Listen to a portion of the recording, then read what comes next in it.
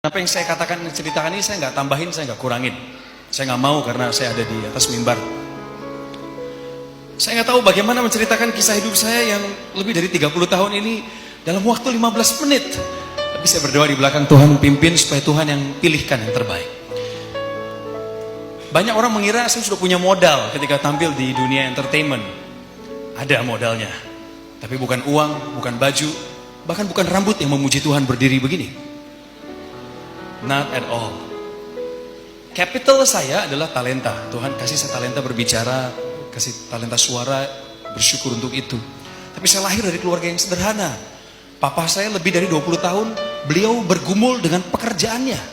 Nggak pernah dapat pekerjaan tetap. Ayah saya pernah jadi mandor di sebuah proyek, pernah jadi kepala security di sebuah hotel berbintang 3, pernah jadi pengangguran. Saya tahu kisah beliau karena saya anaknya, nomor 1. Saya punya 2 adik perempuan. Ibu saya, Tuhan kasih rezeki yang agak lebih. Karena beliau punya talenta, punya modal dari orang tuanya. Jadi yang menghidupi keluarga kami lebih dari 20 tahun sebenarnya tulang punggungnya mama saya. Nah, karena mamahnya mengambil peran ayah yang harusnya jadi sumber pencari nafkah, sering sekali ada dispute di antara mereka. Mereka sering argumen di depan saya. Sebagai anak saya menyaksikan ayah saya kadang ditolak oleh ibu saya. Gak boleh pulang kalau gak bawa sesuatu. Tapi saya coba untuk memahami mereka. Saya gak mau menyalahkan salah satu dari antara mereka. Saya sayang sama dua-duanya. Saya cinta keluarga saya. Ayah saya gak sempat ngelihat saya seperti ini, Bapak Ibu. Lalu saya ingat dulu ayah saya suka bisik-bisik ke saya, minta uang ke om kamu supaya bisa lanjut sekolah. Bapak saya bahkan gak bisa ngasih uang sekolah di waktu-waktu tertentu, waktu saya SD dulu. Jadi saya harus ngomong sama om saya, dia yang bayarin. Coke Sitohang kecil bertumbuh, puji Tuhan saya dididik di sekolah yang memang cukup strict waktu itu. Jadi saya gak ikut-ikutan gaul yang aneh-aneh. SMP saya ikut kur, ikut akapela, main basket, taekwondo, itu aja yang saya lakukan. Tapi begitu pulang ke rumah, kadang-kadang gak damai. Tapi Tuhan baik. Pelan-pelan Tuhan kasih pengertian sama ibu saya bahwa itulah kemampuan ayah saya. Harusnya dia lebih menerima. Meskipun mereka kadang dingin-dinginan. Dan puji Tuhan, ayah saya dipimpin oleh Tuhan. Karena beliau meskipun perginya kemana cari nafkah, tapi pulangnya pasti ke rumah. Dia punya hati untuk keluarganya.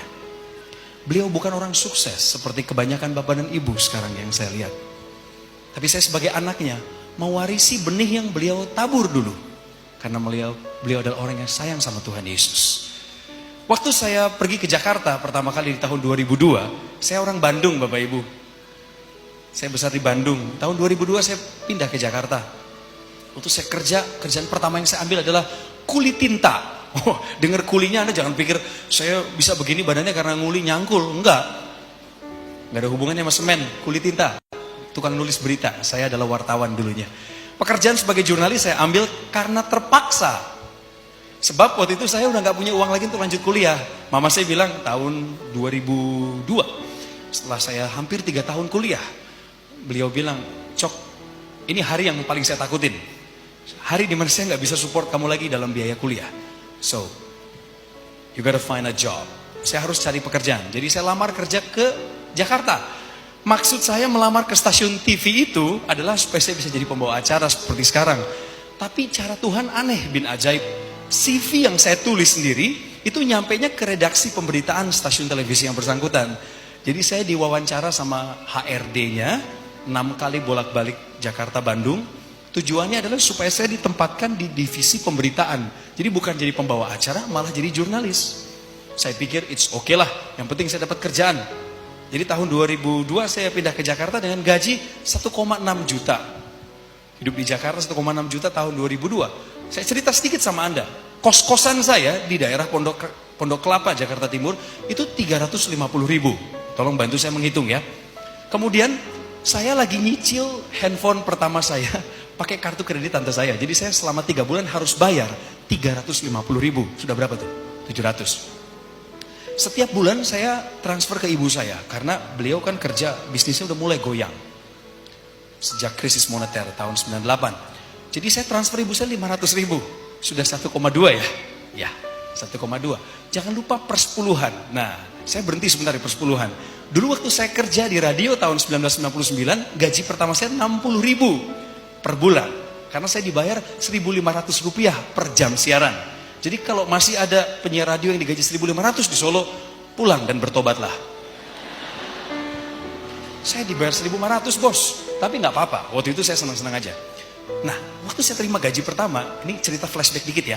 Tante saya yang sudah di dalam Tuhan, udah berapi-api, dia ngomong gini, Cok, kamu harus kasih 1/10 dari pendapatan pertama kamu. Bahkan kalau perlu kasih buah sulung. Apa itu namboru? Tahu namboru nggak? Namboru itu bahasa Korea, artinya tante. Oh gitu ya namboru? Iya. Saya kasih 60.000-nya sama Tuhan karena saya diajar untuk setia dalam perpuluhan, jadi tak bayar. Nah, kembali lagi ke tahun 2002, gaji 1,6 juta per puluhan 160.000, betul? Ya. Dari 1,2 juta pengeluaran saya potong lagi 160.000. Silakan hitung sisanya. Nah, Anda kok ketawa ngenyek gitu ke saya ya? Apa saya ngerasa tersinggung gitu? Saya hidup sampai sekarang, benar. It's miracle. Ini ajaib, tapi Tuhan memelihara saya lewat kesetiaan perpuluhan. Tuhan baik, gaji saya naik.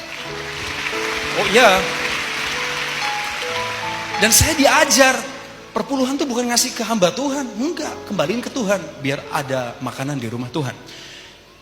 Berapapun yang saya dapat, setiap kali habis ada MC di akhir pekan dulu waktu saya jadi wartawan, saya potong langsung. Bapak Ibu jangan berpikir ini gampang buat saya, karena pernah suatu kali saya kekurangan. Saya negosiasi sama Tuhan, saya bilang, Tuhan boleh gak saya pakai dulu perpuluhannya, bulan depan saya lipat gandakan.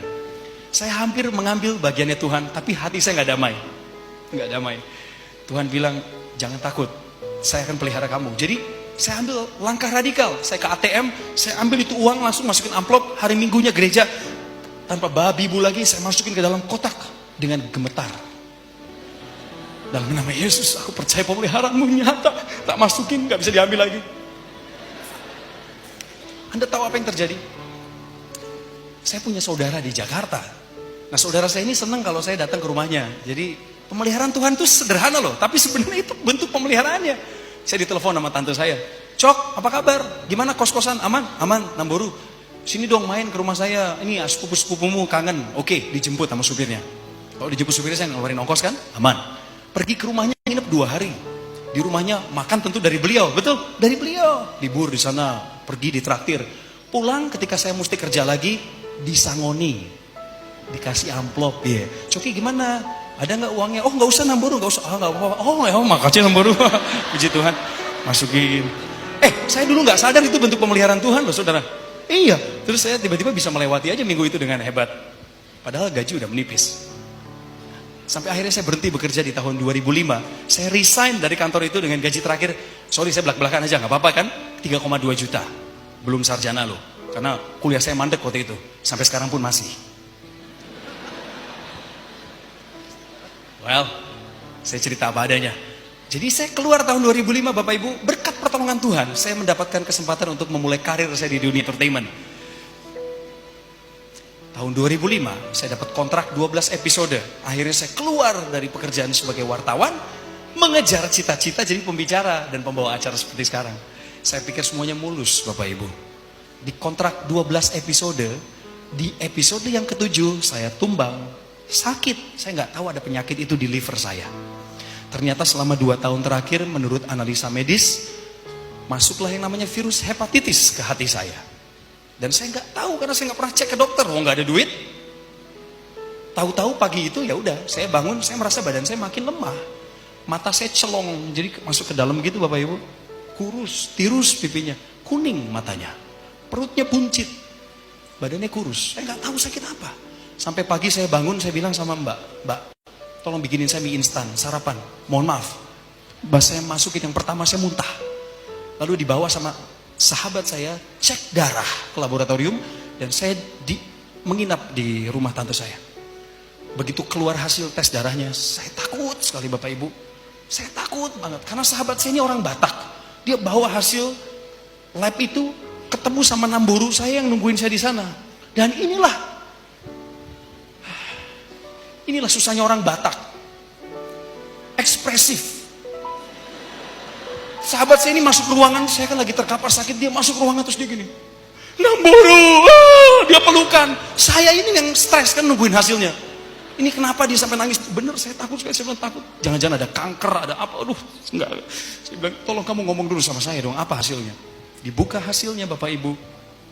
Kalau Anda cek darah sekarang, Anda sehat, cek kondisi liver Anda, SGPT, SGOT, betul ya? Itu SGPT nggak boleh lebih dari angka 41, SGOT tidak boleh lebih dari 39. Jadi kalau udah di atas itu, hati-hati, Anda sudah kena liver. Anda harus istirahat maksimal, minum obat beberapa minggu. Anda tahu hasil saya berapa? Mau tebak-tebakan angka? Sebut aja nggak apa-apa, saya nggak akan tersinggung. 100. Oh makasih loh ada yang nyebut 100 di belakang, kamu doain saya. Wow, faktanya brother, SGPT saya 1500, puji Tuhan. SGOT saya 900. Dan saya masih bangga sampai sekarang punya hasil itu. Saya taruh, saya figura.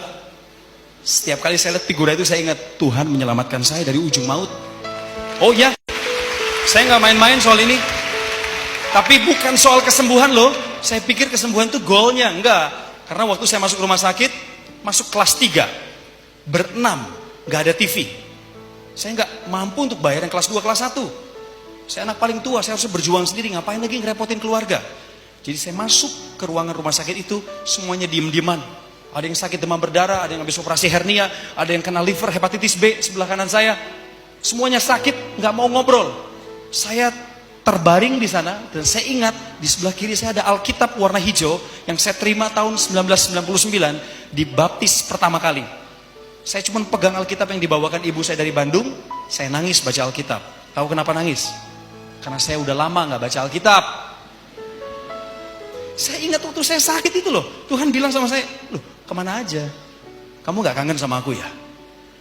Saya ingat flashback lagi, 2 tahun terakhir hidup saya sebelum saya sakit itu, kacau balau Pak, Bu, mohon maaf ini, gereja sih gereja, kadang nggak gereja juga, tapi udah nggak ada saat teduh, udah nggak ada hubungan intim sama Tuhan, nggak ada. Saya harus saksikan sama Anda.